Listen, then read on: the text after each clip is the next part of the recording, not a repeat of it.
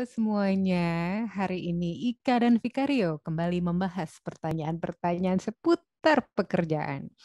Hari ini kita sengaja banget pengen membahas satu pertanyaan yang berguna banget untuk diulik.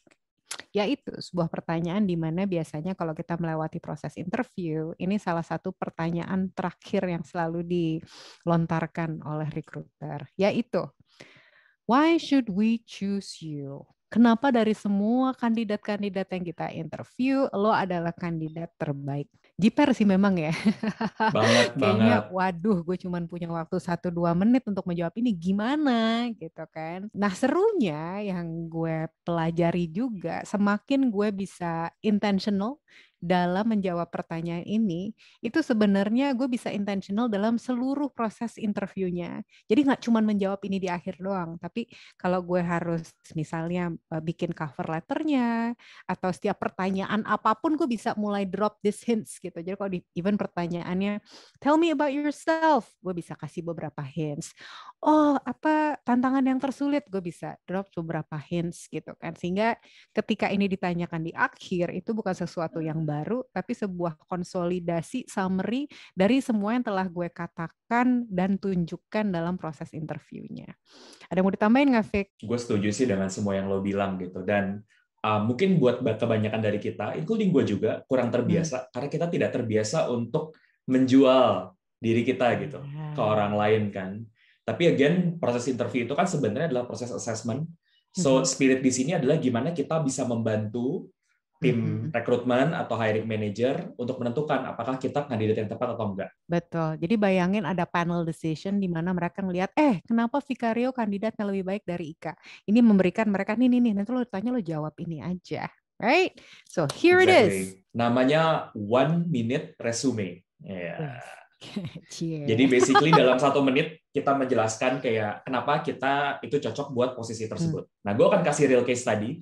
Jawaban yang sebenarnya pernah gue berikan ketika waktu itu gue di interview jadi seorang HR General Manager dan eventually get the offer. For context, gue tidak pernah menjadi HR GM sebelumnya, dan ini cara gue menjawab pertanyaan tersebut. Nah, ini ada frameworknya. Nah, frameworknya FIT, gitu. Nanti kita akan jelasin. Nah, yang gue bilang adalah, seperti yang tertulis di resume, gue punya track record untuk set up HR strategi dan eksekusi di startup company. Nah, ada 3 uniqueness yang gue miliki. Pertama, gue itu memiliki problem solving mindset seperti seorang konsultan. Dan itu penting untuk seorang HR practitioner karena kita ingin menjadi thought partner buat bisnis.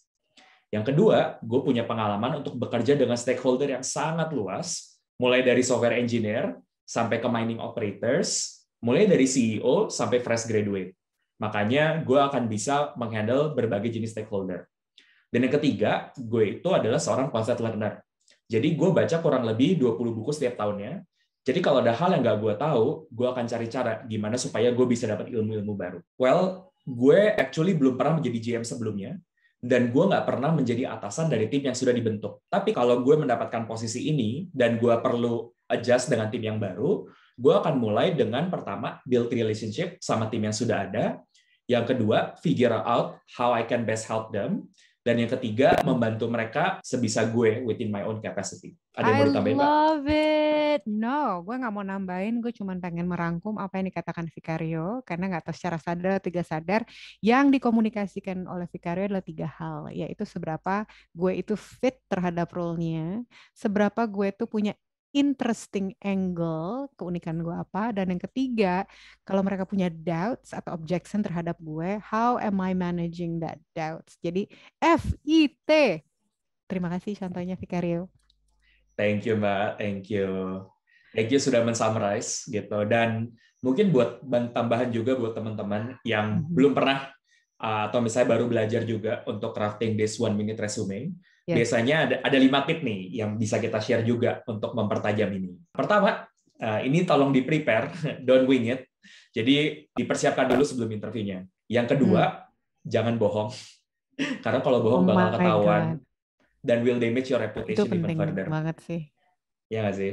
Right. Yang ketiga, kalau lo bingung cara jawabnya, reflect deeply atau ask your friend.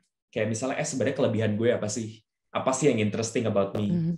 Kira-kira gimana ya caranya supaya gue itu bisa tackle the doubts? itu kita bisa either reflect atau kita tanya ke teman kita. Tip yang keempat adalah tailor to a different role. Karena kadang-kadang di satu kesempatan kita interview buat beberapa perusahaan atau beberapa posisi, jadi kita punya jawaban yang berbeda-beda tergantung posisi yang lagi kita apply. Dan yang kelima, iterate. Karena untuk bisa nyaman menyampaikan 1-minute resume versi kita, itu membutuhkan latihan dan diulang berkali-kali. Yes.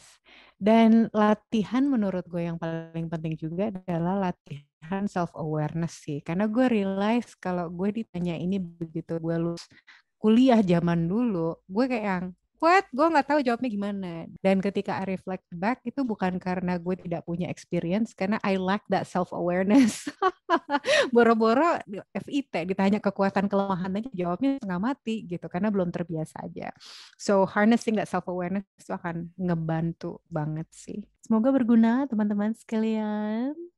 Yeay, selamat mencoba. Bye bye.